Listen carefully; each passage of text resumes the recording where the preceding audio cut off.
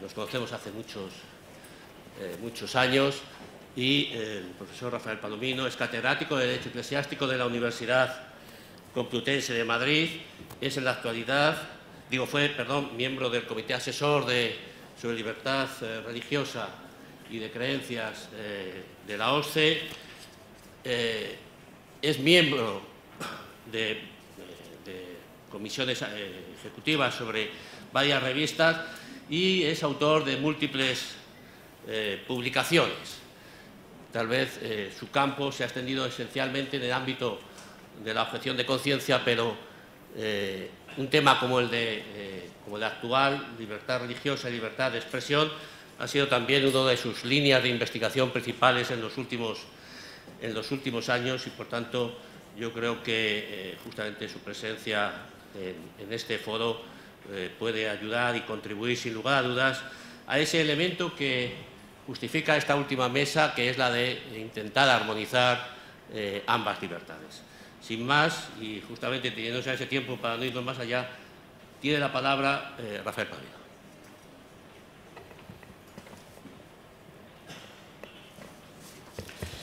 Muchas gracias al profesor Contreras por su amable presentación. Muchas gracias a la Asociación Miraísmo Internacional por invitarme a participar de esta jornada. En el año 2009, un grupo de profesores de la Universidad Complutense de Madrid comenzamos un proyecto de investigación en torno a los problemas jurídicos surgidos a raíz del denominado conflicto de las caricaturas de Mahoma.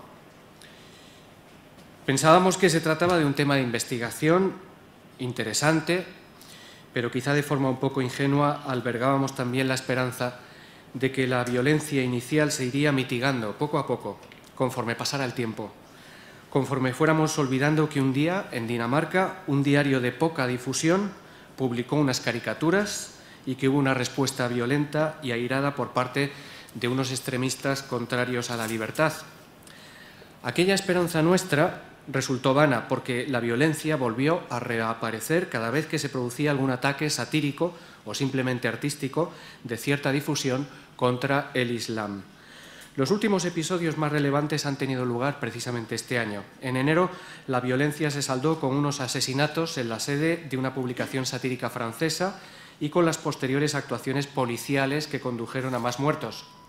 Hace poco más de un mes, en Garland, Texas, una exposición artística patrocinada por Pamela Geller terminaba en un tiroteo entre dos hombres armados y la policía, con un saldo de 2 muertos y 1 herido. El 18 de mayo, el Tribunal Federal de Apelaciones para el Octavo Circuito de los Estados Unidos de Norteamérica invalidó una prohibición judicial previa relativa a la exhibición en YouTube de la inocencia de los musulmanes. El 22 de mayo, en Phoenix, Arizona, se organizó un concurso de viñetas de Mahoma como contestación al ataque de la exposición artística de Pamela Geller. Estos sucesos son los más recientes, lo que no quiere decir que vayan a ser los últimos. En las distintas variantes del conflicto siempre se enfrentan las dos mismas posturas antagónicas. En un extremo del ring, la postura que se atrinchera en la libertad de expresión como una exigencia absoluta de la democracia y responde a la violencia fundamentalista con más sátira o con más expresión. En el otro extremo, la postura del gatillo fácil despliega la violencia incontrolada y se toma la justicia por su mano en nombre de la religión. Parece que no hay diálogo posible. Ninguno parece dispuesto, después de más de 10 años, a bajar la guardia. Estamos ante una especie de diálogo de sordos. Para no pocos, entre los que me incluyo, la libertad de expresión es un derecho fundamental sobre el que se han construido tanto la democracia como la misma historia de la literatura y del arte. En la página de un importante think tank norteamericano, un académico no dudaba en afirmar: necesitamos caricaturas ofensivas, dibujantes odiosos y sensibilidades ofendidas. Sin ellos, la sociedad se estanca y reina la tiranía. Algunos, entre los que no me incluyo, han pasado de la defensa de la libertad de expresión a la reivindicación del derecho a la blasfemia, lo cual no deja de ser curioso. Es confundir dos realidades jurídicas diversas. Es cierto que en algunos países europeos ha desaparecido el delito de blasfemia de los códigos penales. Sin embargo, ¿desde cuándo una despenalización significa la automática creación de un nuevo derecho fundamental? El derecho fundamental ya estaba ahí. Es la libertad de expresión y, como le pasa a cualquier otro derecho, tiene límites. Por su parte, el terror islamista recurre a la violencia como última y como única ratio frente a lo que ve ofensivo e intolerable. No son pocos los que entienden que es necesario un diálogo dentro del propio mundo musulmán con el fin de deslegitimar lo que es ilegítimo. El movimiento internacional de la difamación de las religiones, promovido por países musulmanes en foros internacionales, se demostró más que una verdadera solución al problema, una trampa mortal, porque ponía en manos de los Estados la decisión de quién es un hereje y quién no, trasladando a categorías jurídicas el complejo campo de las creencias.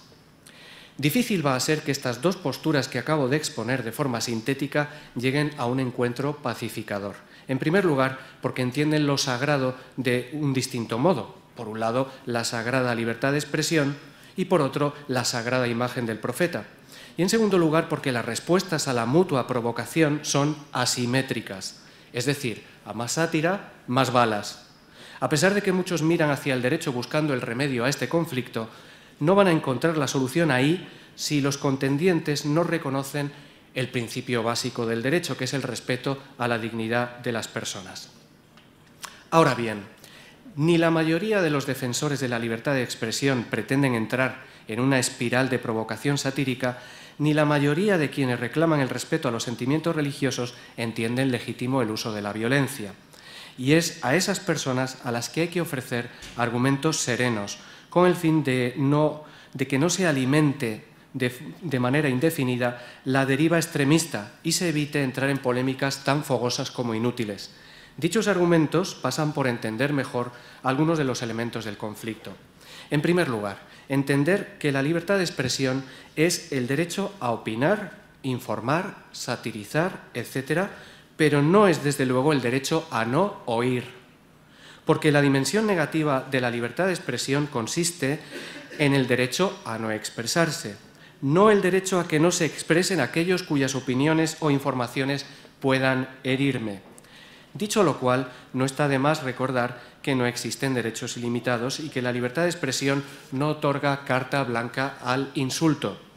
Las formas más extremas, aquellas que incitan a la comisión de un delito, no constituyen parte de la libertad de expresión, sino que son delito ellas mismas.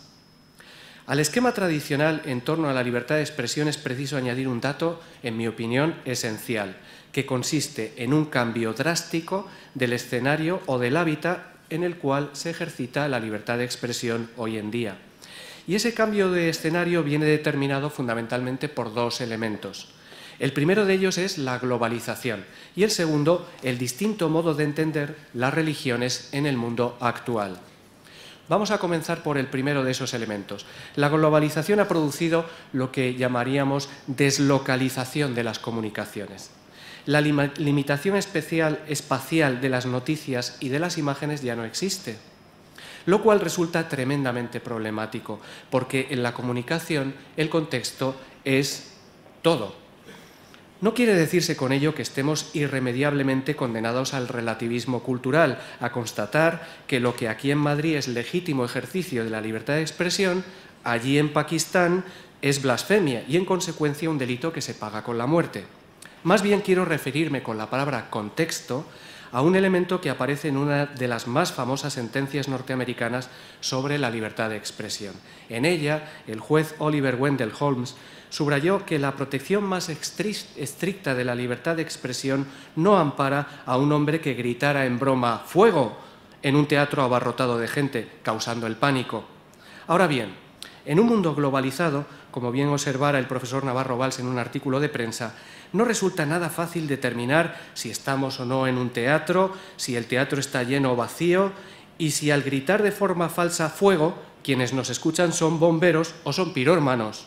De ahí que, ante la dificultad de prever el alcance y los efectos del discurso escrito, oral o gráfico, sea más importante que nunca la responsabilidad a la que apela precisamente el artículo 10 del Convenio Europeo de Derechos Humanos al reconocer la libertad de expresión. Unido a la globalización, otro de los factores determinantes en la contienda es la distinta comprensión que tenemos del fenómeno religioso. Una de esas comprensiones entiende la religión como factor de identidad personal y colectiva con repercusiones públicas. El otro modo de entenderla, en parte por mediación del protestantismo, identifica la religión como factor de libre elección y merecedor de protección como un derecho fundamental. Ambos modos expresan aspectos y remiten a la misma realidad, es decir, a la dignidad de la persona. Son ciertamente aspectos complementarios. Pero en la práctica podrían contraponerse.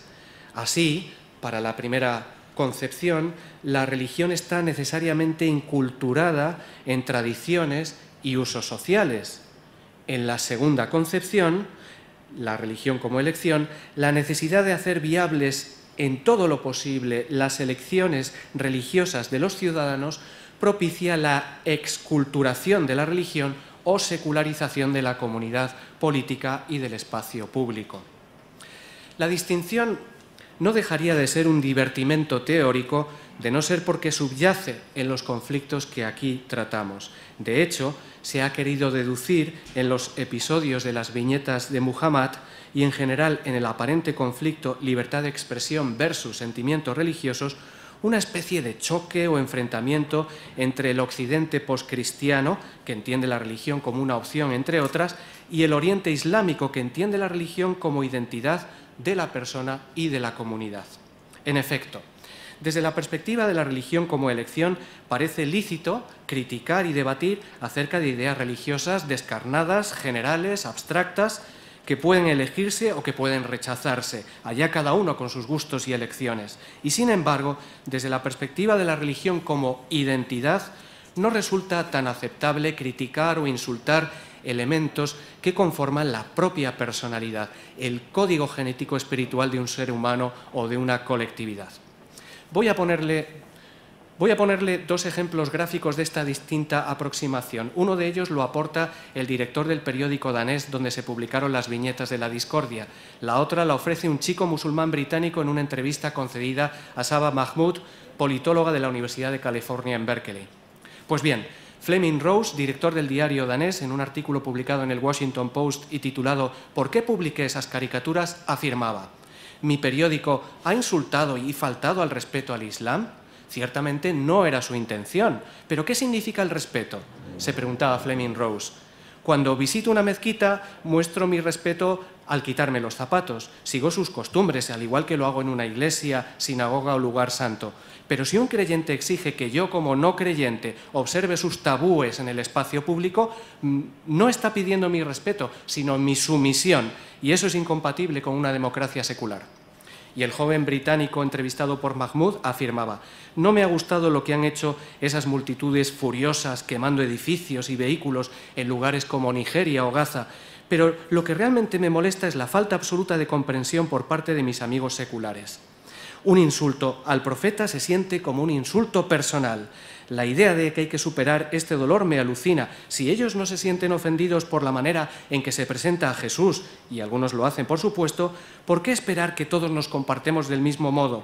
Después de todo, el profeta no es Mel Gibson, no es Brad Pitt, es el profeta». Y tengo que terminar por falta de tiempo. Termino con unas palabras de otro artículo de prensa del año 2012, también del profesor Navarro Valls, donde apela precisamente a la comprensión, apela a la tolerancia, que muchas veces no se registran directamente en el derecho, pero están ahí. Y cito: «Cuando al grito de Alá es grande, los sicarios de Bin Laden estrellaron los aviones contra las torres de Nueva York, condujeron el fundamentalismo a una victoria táctica, pero a una derrota estratégica. Con el tiempo, y no solo metafóricamente, acabaron en el gran cementerio de la teocracia.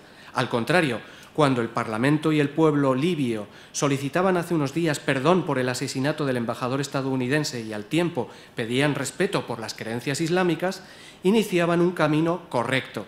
Rechazaban la violencia, pero reclamaban decencia a Occidente. Efectivamente, en una sociedad plural, pero a veces un poquito desquiciada, el ataque injusto a las grandes religiones no es infrecuente. El problema es cómo reaccionar». Muchas gracias.